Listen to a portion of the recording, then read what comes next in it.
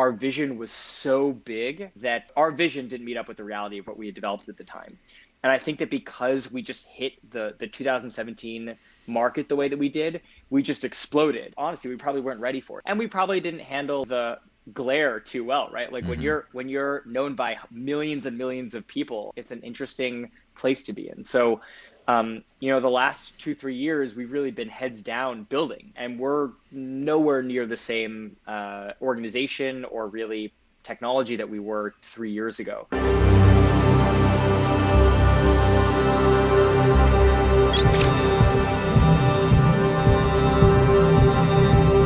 I live unbanked off of cryptocurrency, and I use Bitrefill extensively because it lets me pay with crypto at places that don't yet accept it directly. This one service, more than any other, helps me live on crypto, pay your prepaid phone bill, or buy gift cards to thousands of major retailers around the world, all with cryptocurrency, including for exact amounts so you don't have to buy more gift credit than you need for a specific purchase. You can use Bitrefill without an account, but if you get an account, you can earn rewards points, which translate to savings, and you can also hold a balance denominated in dollars or euros to protect yourself against market crashes. Go to bitrefill.com, click Create Account, and enter the referral code DCN, or follow the link in the description. Hey everyone, I have the wonderful and distinct pleasure of speaking with the one and only Dan Simerman of IOTA. How's it going, man? Going well. Thank you for having me today. We're both in the Northeast. Hmm. Cool to connect with other people in this space. I talk with a lot of New Yorkers, but I really get to chat with people up in New Hampshire. Yeah, it's interesting how so close yet so far. It's two sides of the crypto world are kind of like here's sort of the originalist, like on the ground type people, and then all the institutional and a bunch of stuff came out of New York. Like everyone remembers the New York Agreement, of course, and Yep. all that back in the day. So a lot of people might remember IOTA from the bull run of 2017. And then it's one of those things where like you have surface level thinkers maybe who just say, okay, this seems like an interesting project, a lot of cool stuff, and then they hear some stuff about, oh, it stopped working because of this, their thing didn't work, and then oh, the price went down, and then just forget about it. And so then you talking about IOTA in the modern day, and some people still have not updated their conceptions of the past, or misconceptions maybe in this case. So why don't you give like a real quick overview of like what is IOTA to begin with? Yeah, and even before I start there, I think it's fair, right?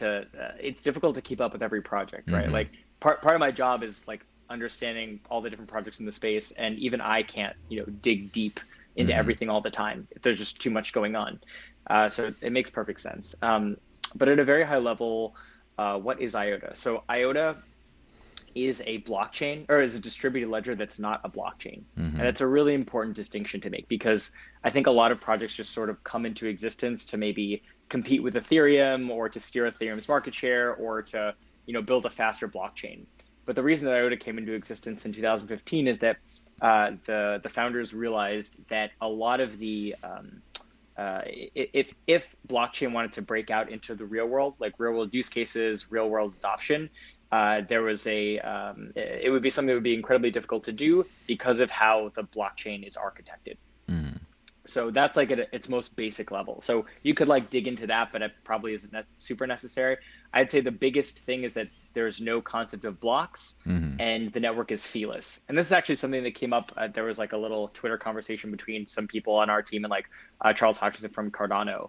What does it mean to be feeless? Right. What it means to be feeless is that, there might be a cost that's abstracted, right? But do you pay a penny every time you send an email? Like, does your credit card get debited every time you send an email? No, Do you think that you would actually use email if that were the case?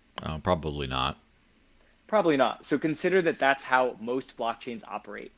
And there's always kind of a misconception that it's like, hey, our blockchain's cheaper than the other blockchain. Mm-hmm. Well, there's a friction point around sending data and value as a requirement.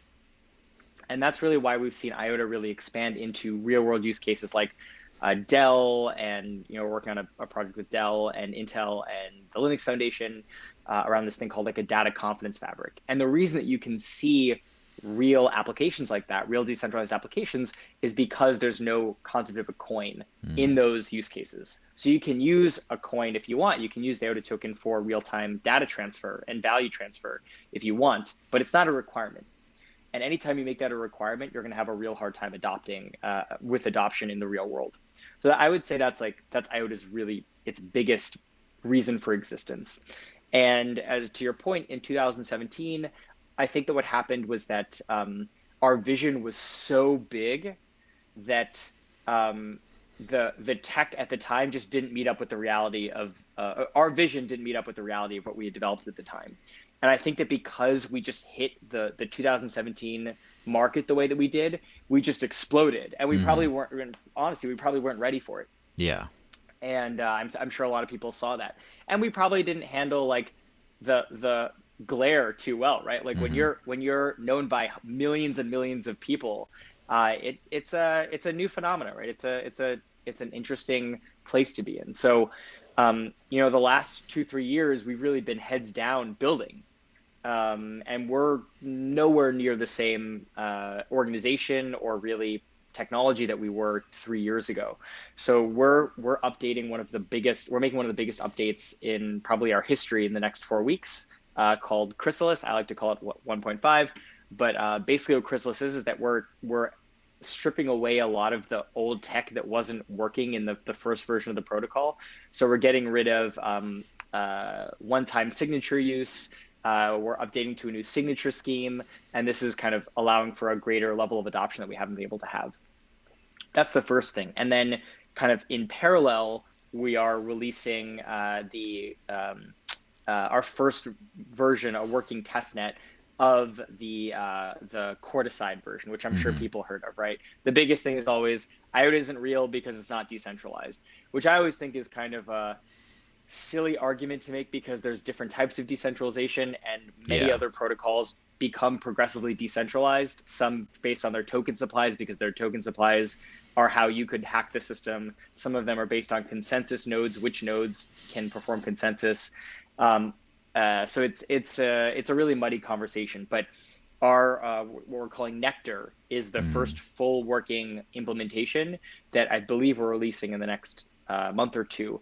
And that's going to be, I think, really, I hate to use the word like revolutionary, but I really think that, smart minds in the space that understand the tech, understand kind of the implications. I encourage you to go look at our GitHub. It's quite fascinating work, and the work that our team has done is really phenomenal. Yeah, and so when we get to the concept of blockchain from back in the 2009 era or whatever, ancient history by now, we take kind of base assumptions about the way the world works, and you sort of challenge them with a new paradigm, see if it sticks. And I would say, for the most part, consensus seems to be that Bitcoin has worked out quite well in a lot of things. And there's a lot of things that we found out later, oh, well, maybe these things weren't exactly efficient. These things didn't work. But part of the thing that keeps the machine humming, I guess, is you have people processing transactions and securing the network. And there's costs associated with both of those, right? You send a payment, you got to pay a fee with it. And in order to be, I guess, qualified to secure the network so you don't get Sybil attacked by something, then you have some cost associated with that, which is, paying miners a block reward, or in proof of stake coins, you pay stakers rewards. And so when you take those two paying elements out, right, you don't pay for that in IOTA, I assume, right? You do not pay for transactions, and the actual, and whatever secures the network is also not directly paid. So what kind of goes in the place of that? Because, fees came out for a reason. That doesn't mean it's necessarily the best way of doing things, obviously, but it's definitely a way of keeping problems from arising. So what's the problem? How is the problem that a fee solves? How is it alternatively solved? Well, I think let's answer this in two different ways. The Yeah. first is that when you talk about the Bitcoin blockchain, what's its reason for existence, right? Its primary existence, right, or primary meaning right now is that you can send, something that is considered a store of value between two participants anywhere around the world. That's a very different use case than many of the new competing blockchains now saying we're the new decentralized internet. Yeah. Right? Those are two diametrically kind of or not diametrically, but like these are two very opposing use cases, right? Like sending value and becoming a decentralized internet. Mm-hmm. So I don't think that anyone's arguing that, incentivizing people by introducing a fee to send value around the world isn't incredibly valuable. Mm-hmm. I think that um, where things become a little problematic is when those same systems are now being used to create a new internet that isn't probably going to be adopted by the real world because you have introduced a fee at the um, data layer, if you will, or I Mm-hmm. guess like at the application layer. But with IOTA, up until now, it's really been, I guess, like utilitarian. Is that the right word? Yeah. Right? Like it's utility driven. So if I want to send a transaction, I have to participate in consensus on the network. So if I want Mm-hmm. to send a transaction, I have to verify two transactions. Mm-hmm. That's how we've done it up until now. With the next version of IOTA, we are introducing a reputation system called Mana. And Mana is sort of a way that that you can think of like bandwidth on the network. So if you want to generate mana, you have to hold tokens. So there's probably going to be like a concept of like an infrastructure provider, Mm-hmm. different infrastructure providers. So companies might hold IOTA so that they have a certain amount of bandwidth on the network, and they can send feeless transactions that way. We've talked about other things like a marketplace Yeah. where you can buy and sell this resource. Um, but that's kind of the general idea, more or less. It's abstracting away um, the transaction at that the transaction fee at that like transaction level. Does that make sense? Yeah, of course. Yeah, Yeah. so basically if you're going to then, if you're going to then perform an action at the very base transaction level, obviously that requires a little bit more computational resources than it would if someone was paying the fee necessarily. And how I don't I how don't much know is if that? I don't know if that's accurate. I have to double check. I'm Mhm. not the most technical. I just play one on TV. Yeah. Just kidding. But my understanding too is that a big part of the conversation right now is around the energy requirements Mhm. around Bitcoin and these other proof of work systems. And what I always hear from our engineers and kind of what I've seen from the research coming out is that like I was incredibly energy efficient Mhm. because the proof of work involved on these nodes are very, very low. Yeah. And so one thing I noticed, and obviously I have more, I guess, recent experience investigating, for example, Nano, and then older experience remembering, how IoT used to look back in the day. But basically, at some point, there need to be a global finality of transactions.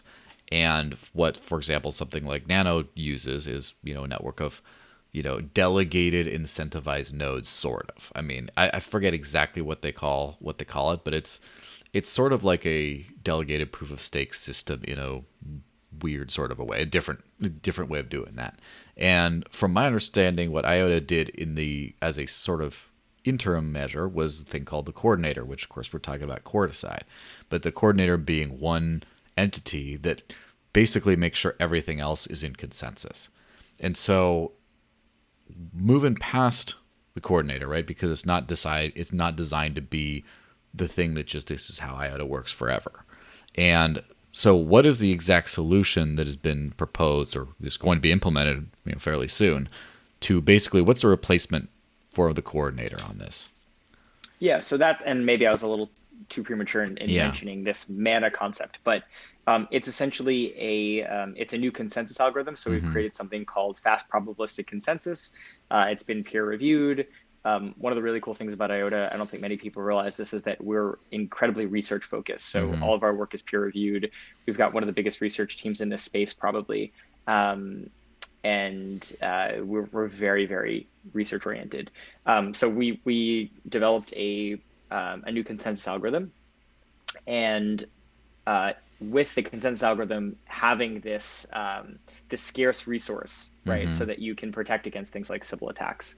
That's really our at a very, very high level. I don't want to get like too complicated, but at a Yeah. very high level, that's what's replacing. Allowing us to replace the coordinator. And what's very cool is that because we're designing in such a modular way, we're already researching other consensus algorithms, right? We're looking Mm-hmm. at something called like cellular autonoma. We have a Hans, one of our engineers, has been talking about this really interesting idea.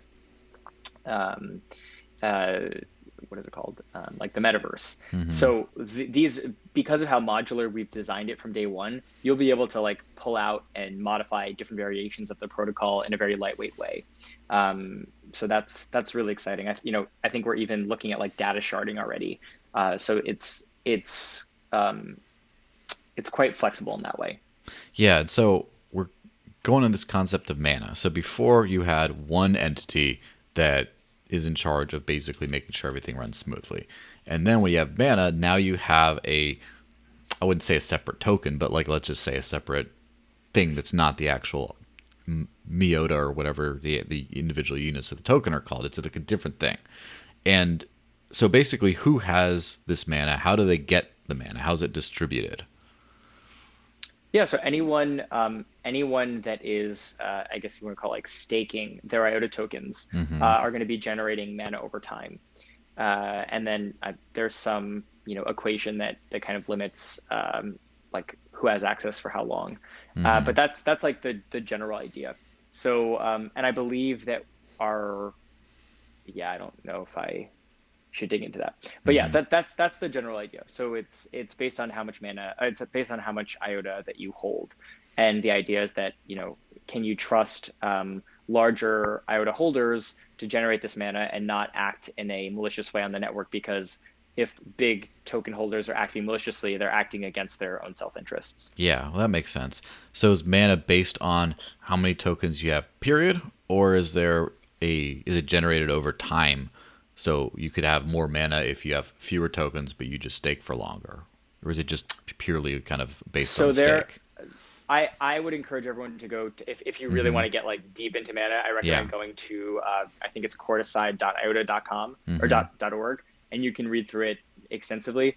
I'd say for the purpose of this conversation, what's probably most important to know is that this mana is like a scarce resource. It's Mm-hmm. something that's generated over time, and then I believe also that if you don't use it, you kind of lose it. Mm. So there's this mechanism that it can't be accrued. There can't be too much accrued by any one actor. It's really to be used, not necessarily to be what's the word? Not coveted, but to be um, Not to be hoarded. yeah, not to be hoarded. That's right. Yeah, and so you use it by, I guess, helping to validate transactions and such, or Hmm. that's how you use it. So That's right. basically, you can stake something, you generate all this mana, and then you use it to make sure that the network is secure, kind of, or make sure everything works together. And Yeah. you can stake it and not do that, but then it kind of goes stale and goes away. And so it's kind of like you can stake but not. It's similar to like a other kind of a staking system, except it's not all like set in stone where you stake, you like a proof of stake network where you stake, you validate transactions or whatever, and then as soon as you unstake, you don't. It's kind of like a little bit more flexible of a version of that, sort of. Is that a decent understanding? Yeah. I think that's a pretty good description. And I'd say the only part is that this is really like I think it's called rate control. It's like a Mm-hmm. congestion mechanism, right? So and again, research might kill me for this, but Hey. my understanding is that these congestion control mechanisms really kick into place once we hit the upper limit of how many transactions are can be processed on the network. Yeah, and so I noticed recently there was so first off, this goes back to like the what do you call it, the crypto Twitter headline level of knowledge and research in this case, right? Of just like you see things float by, you just say, "Oh, what's that?" You might read a couple sentences and you move on.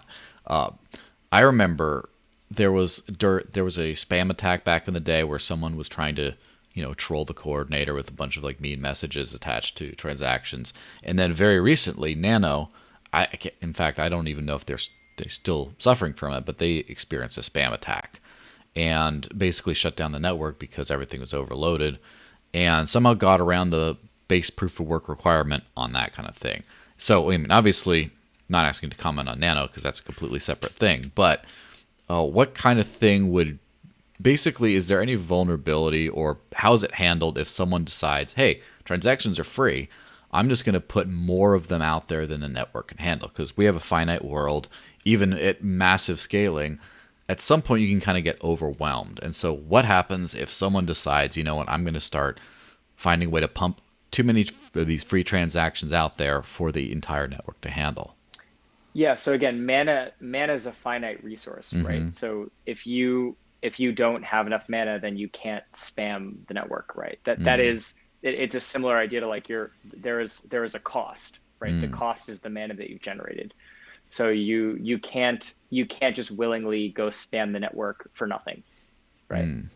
The only difference is that it's, I guess you could say it's like reputation rather than a transaction fee. And does that, and so the mana accrual process, is that's subject to every single user on the IOTA network, right? Like any device, any wallet, anything that's going to be sending, receiving transactions, they all are subject to that. Is that right?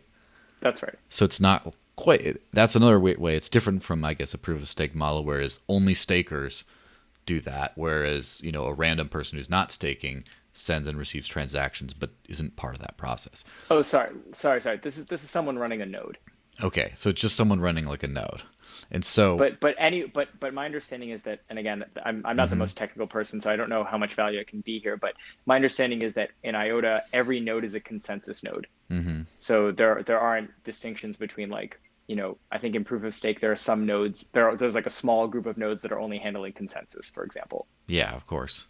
And so, uh, if I am, let's just say, I have a little phone wallet or whatever, there's something that isn't a full node, but can send and receive transactions, then I can try to spam the network, but then the node would just say, "Dude, you're burning through all my mana, and I'm not going to take any more transactions from you." Is that kind of how it works?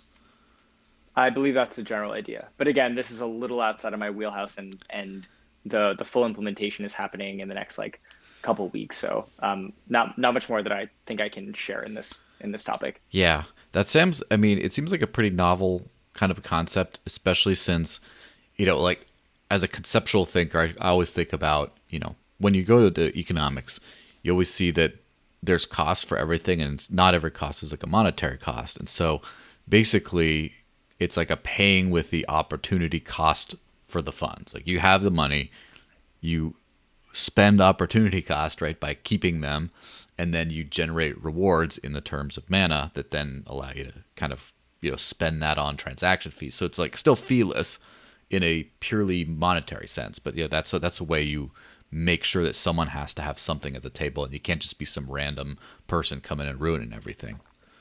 Yeah, that's an interesting way to look at it. And again, I think just getting back to this idea that, you know, one of the really exciting, I think, value propositions of IOTA is that because it is um, because you can send data without a token, Hmm. it expands into use cases that many of our competitors just can't do.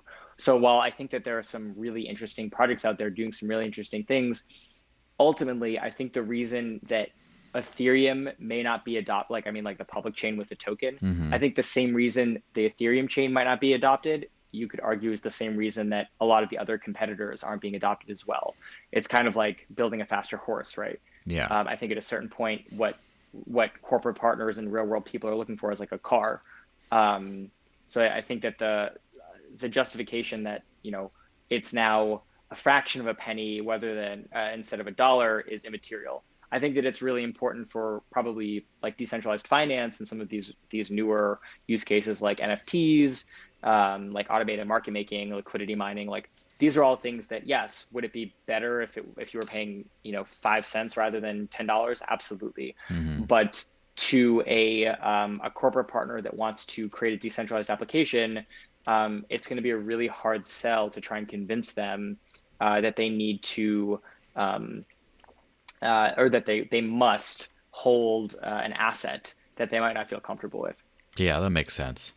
Well, let's get into some cool stuff, some of the neat stuff being built. So, one thing, of course, that I think got a lot of people's attention was the whole Jaguar Land Rover thing of basically doing an in-car wallet that then can, send and receive transactions for little things like reporting potholes, and can then get reward for those and then pay for tolls and stuff like that. So, do you want to talk a little bit about that specific use case?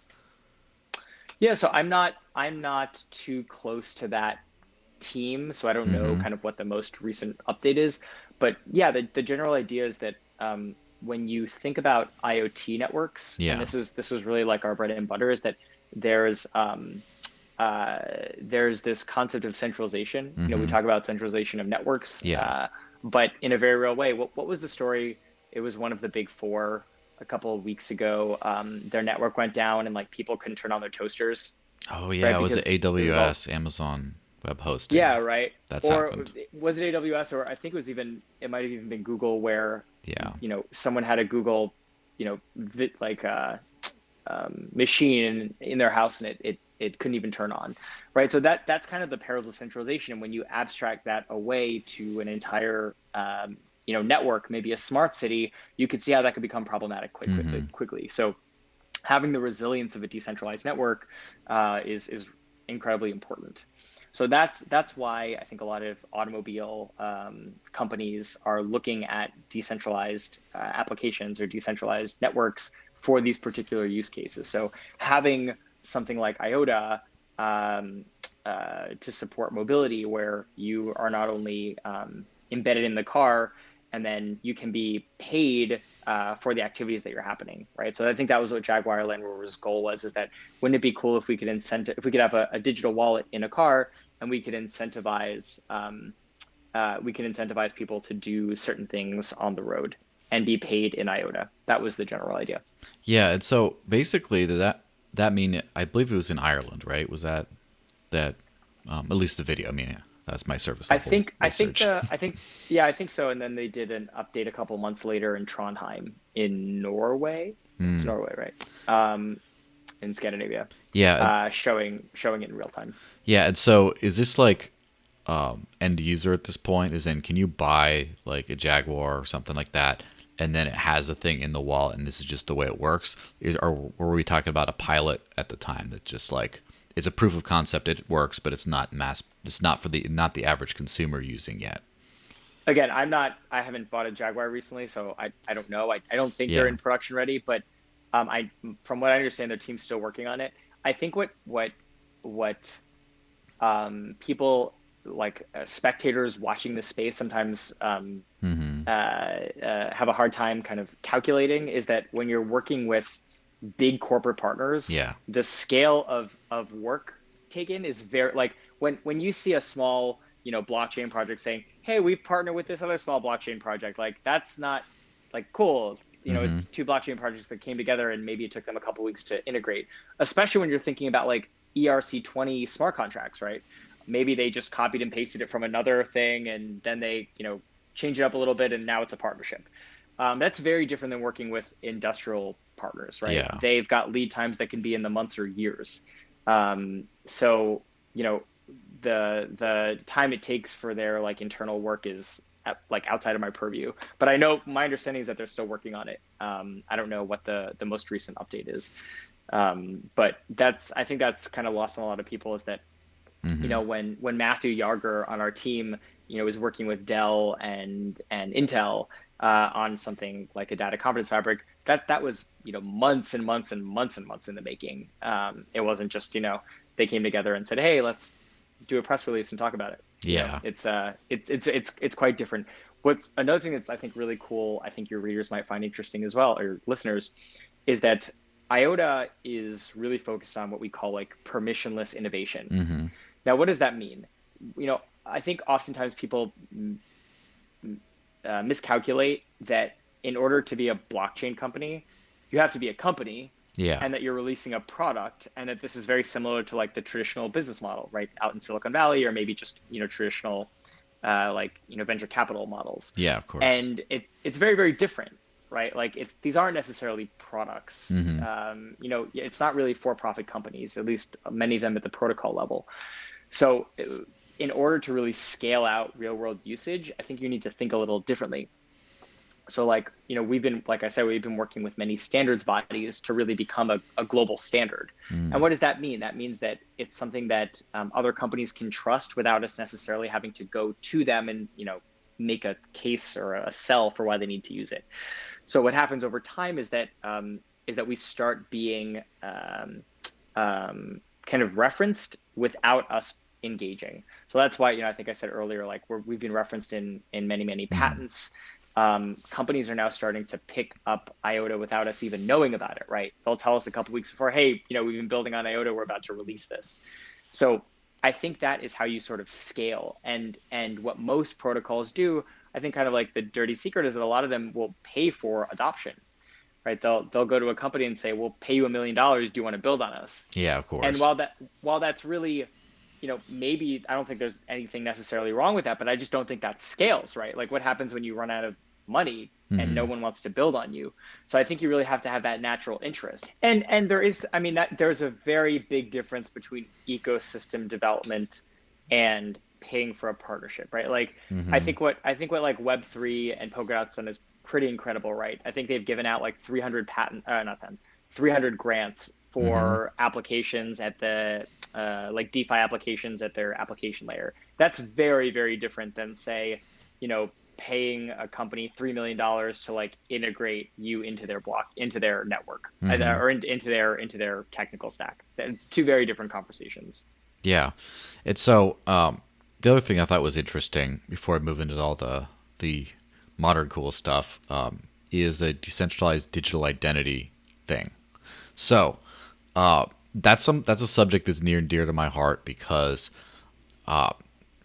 just explain the background. So since 2016, I've been voluntarily unbanked, and I just live off of Hmm. cryptocurrency, just to sort of Wow. see if this stuff works, and also for philosophical reasons. And I know plenty of people who plenty of friends who are not necessarily of proper documentation in this country, and I also know some other friends who don't even have birth certificates. They just were not, for their parents for whatever reason, just decided not to do that, and they don't exist as people. But yet there they are. They're in front of us, and so I think that's always like a fascinating thing because our modern concept of identity is something that is kind of issued, starting from the hospital and then through government records keeping. And that's kind of who we are as people, our identity. And so whenever I start thinking about like decentralized identities or digital identities, or even if it's just the same old source of an identity, that's but it's done through a digital kind of a way. Anyway just gets me excited. So I just saw something about digital identities, and I thought, oh, cool, I'm going to ask him about this stuff. Oh, Yeah, so yeah, Yele from our team has been working on decentralized digital identity for a while, and I think something you mentioned there, digital identity is different than decentralized digital identity, yeah, right? Decentralized or DID is the idea of how do you make an association with other things that also aren't given by a central entity, right? Like someone gives you an identity and says, this is who you are. But what if there's no central authority saying this is who you are? How do you confirm that that's who you are? And I think that's really, and I might be botching this, I apologize, Yale, but I think that's kind of like the central question around decentralized digital identity is how do you how do you create an identity for yourself in a decentralized way with other entities or things in digital space and physical space. I think oftentimes people uh, um, misidentify the full scope of DID. mm-hmm. DID isn't just about an individual having a piece of identity or having an identity in a digital environment, but it's also associating devices that you have. It could be at the organizational level. It could be at a nation state level, right? So like nation state as one entity, and then there could be people that are associated with it, and they might be associated with companies, and they might be associated with devices. So what's really interesting about IoT, particularly, is like the concept of having um, decentralized digital identities or IDs for devices like on an edge network Yeah. and then connecting them all to a company is a really, really fascinating set of use cases. So I'm with you there. I think there's some really, really cool use cases. And I think if you're going to have like a one world ID, like better it be decentralized, I suppose. Yeah, that's for sure. And it's interesting when you already have a lot of this kind of stuff in the analog world, as it were, where you have legal personhood. It doesn't mean like a physical meat space person necessarily, but do you have legal Yeah. personhood, and then people incorporate. And we're just talking about like the small business at this point, right? Where people create a legal identity for them and what they do, but kind of a different kind of way. And there's a lot of, I guess I would say there's a lot of like an inaccessibility with that, and a lot of like bottlenecks and things. For example, like what happens if whoever you're trusting to create your legal framework and your identity structures, what happens if there's an issue with that? What happens if there's bad records keeping? What happens if there's corruption? All that kind of stuff. And so, yeah, definitely, I see the potential in having a something like truly decentralized that can kind of act as a framework for identifying people and things. Yeah. So you mentioned something about DeFi, and we know DeFi, NFTs, all that kind of good stuff is just you know it is it's like usual with these things. It's highly trendy to a certain extent. There's an overblown aspect of it, but people wouldn't have gotten this excited if there weren't something cool behind it. And so you mentioned those in the context, so I'll just let you take it away. Yeah, I think what fascinates me the most about decentralized finance is not so much like all the speculative stuff that happens on top, but really, Hmm. I think there are some core innovations there that we're going to see like mutate into the traditional finance world. It might not happen anytime soon, but like the concept of automated market making or like liquidity mining to me is fascinating. And Hmm. I think that it's often locked in the context of, two pools on Uniswap, right? I'm sure your Yeah. listeners are kind of familiar with how that stuff works. Yeah. But what to me I think is fascinating is like what happens when everything becomes tokenized and everything becomes its own NFT, its own asset. Everything has value that can be siphoned off, that can be, packaged out and resold or lended or borrowed. What happens then with something like liquidity mining, right? Like very, very cool concept. Like what if you've got gold sitting around in your house and you want to create yield? What if you could put it in a pool that's being actively traded and then earn, a percentage off that if you're willing to take that risk? The logical conclusion is that like why wouldn't that mutate over into the traditional stock market? Or why Yeah. wouldn't that mutate into like if you're holding, $1 million worth of a stock, why not put it in as like a decentralized market maker and then earn yield on it? So I think that things like that are going to start to like permeate into the real world, and that to me is like incredibly exciting. But with IOTA, this is IOTA's real kind of first foray into this space, and I think what's really or what so we just released the alpha of our IOTA smart contracts platform, Mm. and we've been working on it for quite some time.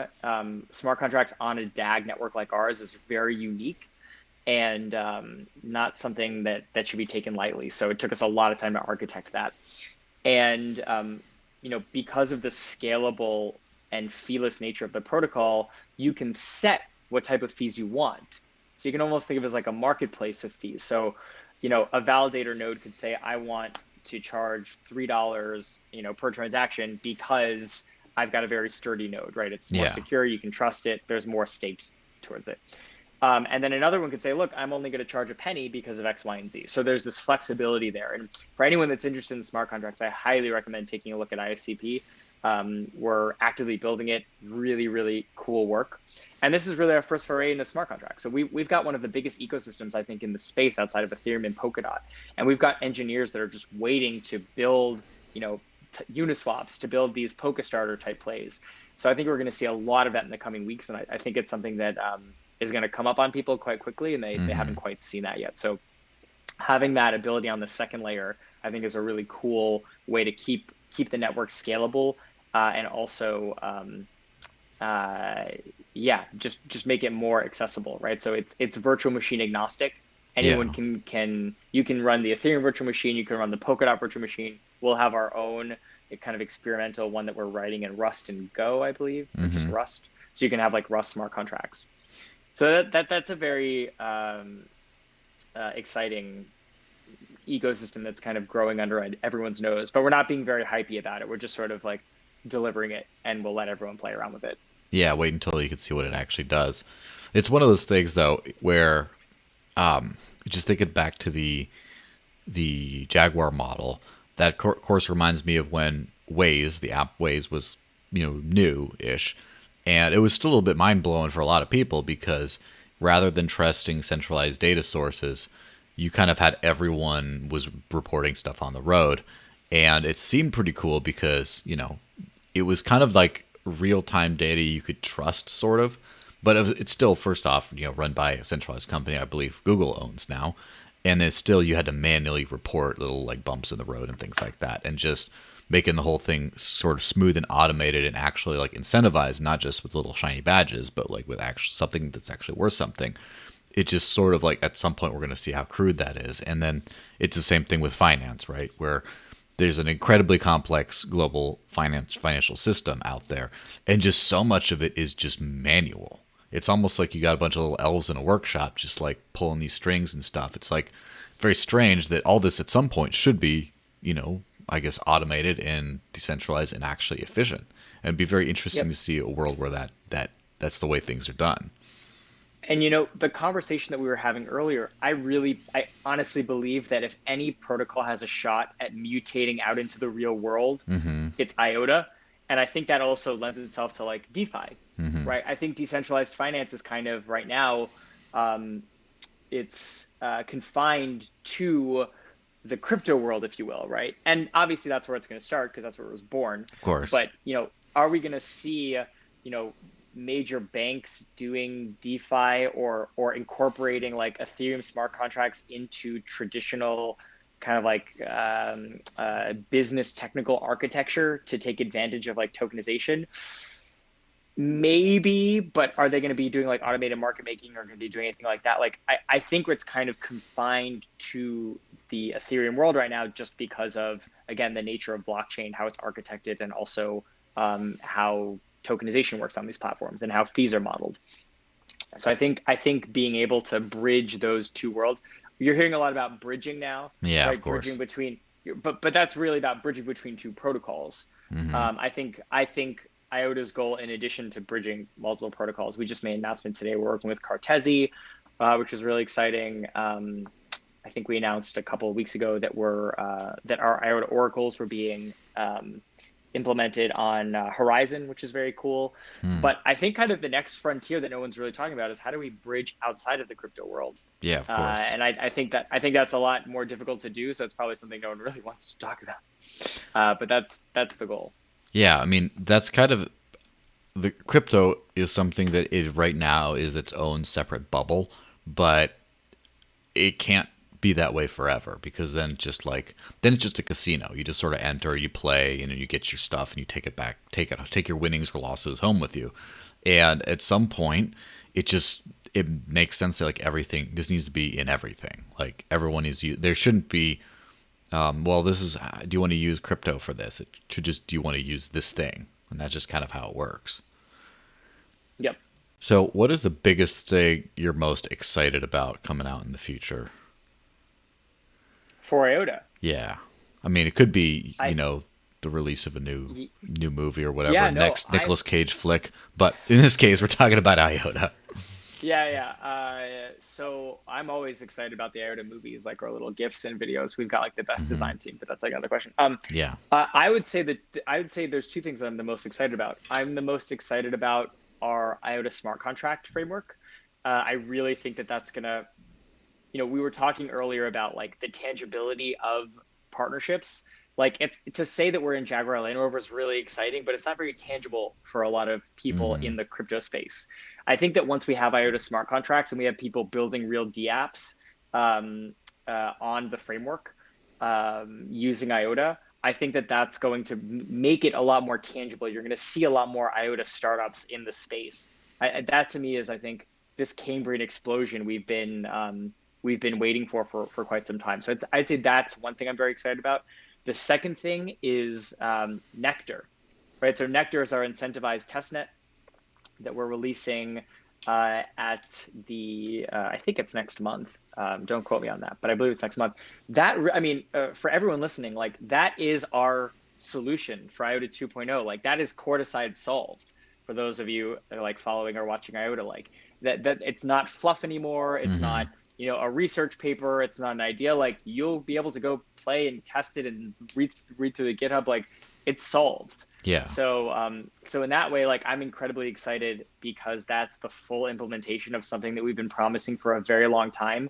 And now it's not our word against yours. It's not our word against, a Twitter troll or whatever. It's really just take a look at the code. We've done it. It's here, and you can play around with it. So that to me is, I think, an incredibly exciting and important milestone that everyone should be following. And I believe that that's going to be ready next month. Well, awesome. So where could people find more about you? Where could people follow you and stuff? I know you're on Twitter because that's how I hit you up. Yeah. Yeah. So I'm just my name, Dan Simerman, on Twitter. You can follow me. I'll be posting things that are happening with IOTA protocol, or maybe even just things about the industry in general. And then I highly recommend following the IOTA Twitter account. And then come join us in Discord. Like if you're a Discord fan, like we've Hmm. got 40,000 people in there, and it's not just all like moon boys or girls. It's really just it's people that are interested in the tech. It's people that are interested about the industry. I think we've got like at this point, we have to have like 40 or 50 little like subgroups where you can like go in and Yeah. talk about something that you care about. So if you want to dig in really deep, I'd recommend doing that.